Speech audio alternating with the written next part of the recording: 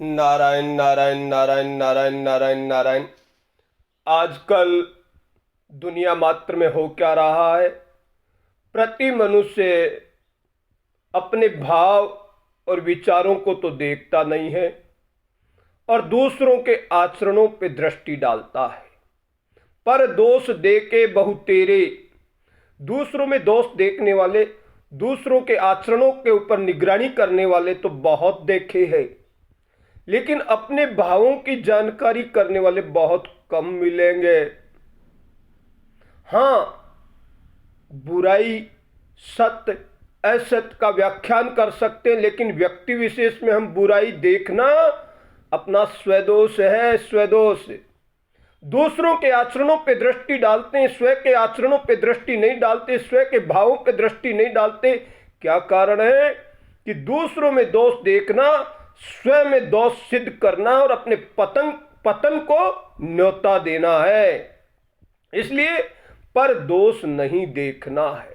जिस दिन दुनिया मात्र के साधक गण पर दोष देखना बंद कर देंगे, तत्काल सिद्धि को प्राप्त हो जाएंगे। तत्काल देरी का काम नहीं है, देरी का काम नहीं है।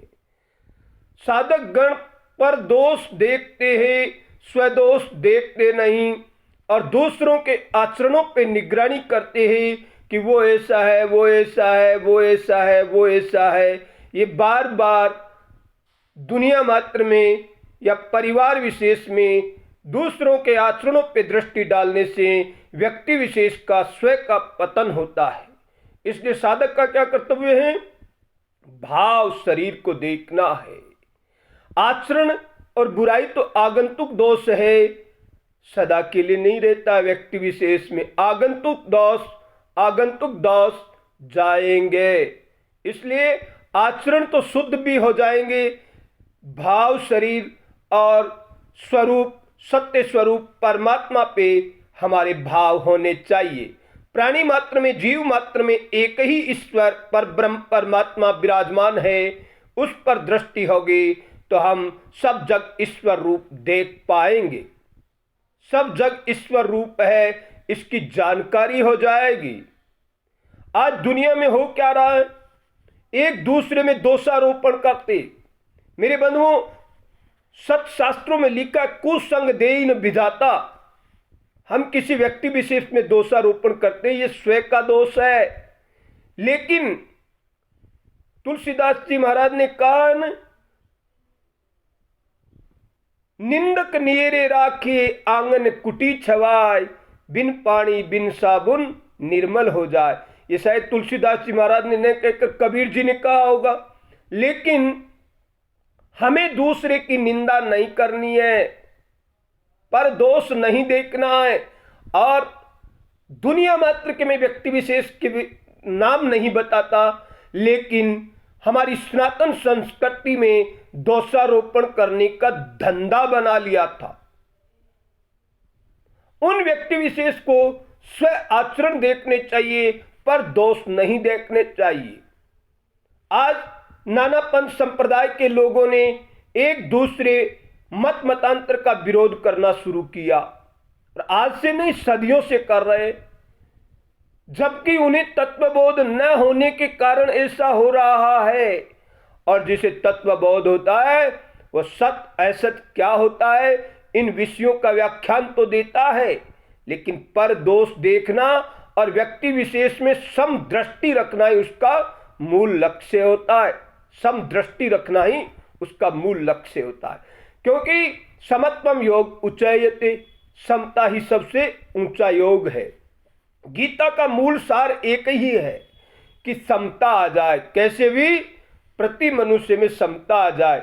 आज हम ये जान गए, प्राणी मात्र में परमात्मा स्वरूप ही है, जीव मात्र में परमात्मा स्वरूप ही है, जड़ और चेतन सब जग ईश्वर रूप ही है, और दूसरी सत्ता थी नहीं, है नहीं और हो सकती नहीं। तो हम राग द्वेष किस वास्ते करते हैं? हम एक दूसरे के आचरणों में दोषारोपण क्यों करते हैं? यदि हम साधक होकर दूसरों के परदोष और आचरणों का व्याख्यान करते हैं या दूसरों को खराब बताते हैं तो हमारी खराबी स्वयं में है, खुद में है। अतः स्वयं को ठीक करना है, स्वयं के भावों पे निगरानी करनी है। भगवान की विशेष कृपा है, मानव देह मिला है। मानव देह पाकर प्राणी मात्र में भगवत स्वरूप दर्शन करो, सब जग ईश्वर रूप है, इस भाव से दृष्टि डालो। आचरणों पे किसी के विचार विमर्श मत करो। आचरण और बुराई आगंतुक है, बुराई रहित होती अच्छाई स्वतः सिद्ध हो जाएगी। बुराई किसी में सदा के लिए नहीं होती है। आप सत स्वरूप परमात्मा पहले भी था, अब भी है और आगे भी रहेगा, और उसमें कोई बुराई नहीं होती है। इसलिए दृष्टि में समता, व्यवहार में विषमता, हाँ, पर दोष नहीं देखना है। आचरण भी दूसरों के नहीं देखना है, स्वयं के आचरणों के, स्वयं के भावों पे दृष्टि डालनी है। मेरे क्या भाव है? परहित सरिस धर्म नहीं भाई, पर पीड़ा सम नहीं अदमाई। मन से, वचन से, कर्म से मेरी तरफ से किसी को पीड़ा ना हो जाए, ये दृष्टि रखो स्वभाव पर। मन, वचन और कर्म, ना वाणी से किसी को पीड़ा हो, ना मन से किसी को हम पीड़ित करें। भावों से भी पीड़ित हो जाता है, भाव कुभाव पाड़ा ही लख जाए।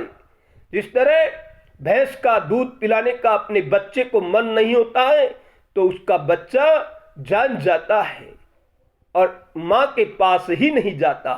इस तरह से मन से भी किसी का अहित नहीं करना है।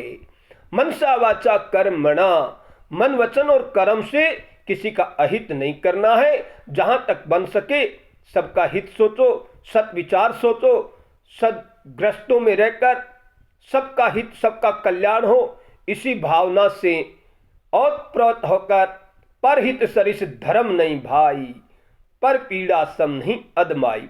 इसलिए पर दोष नहीं देखना है, अपने आचरणों को शुद्ध और पवित्र बनाना है।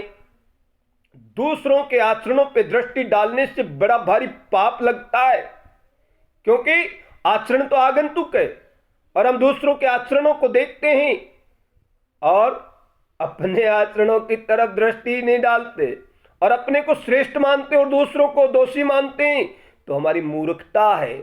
ये उनके पापों को उधार में लेना है। इसलिए व्याख्यान में सत असत का विभाजन कर सकते हो, अच्छाई और बुराई का व्याख्यान दे सकते हो, लेकिन व्यक्ति विशेष में आपका अधिकार नहीं है दोषारोपण करने का। इसलिए अपने भावों पर दृष्टि रखो और समत्वम योग उच्चयते, समता ही सबसे ऊंचा योग है।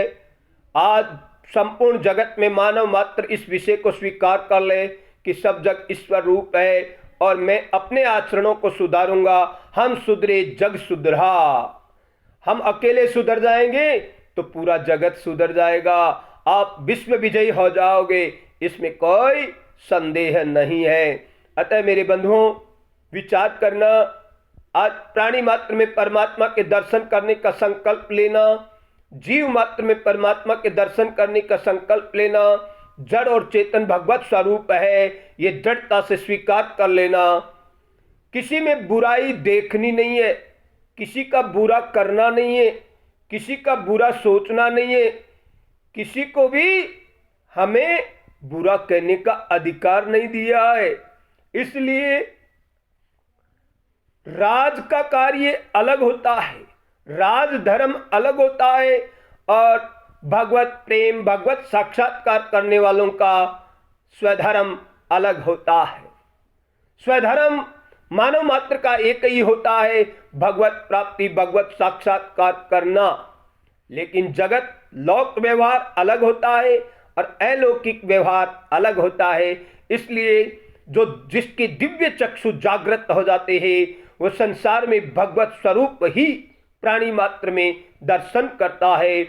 दुराचरण करने वालों में भी भगवत साक्षात्कार ही करता है, लेकिन उनके साथ व्यवहार नहीं करता। जैसे एक शराबी कबाबी है, शराब और मांस का सेवन करने वाला कोई व्यक्ति विशेष है तो उसका शुद्ध आचरण वाला व्यक्ति संग नहीं करेगा, उसके साथ में बैठकर भोजन नहीं करेगा, लेकिन उसकी दृष्टि में तो समता ही रहेगी,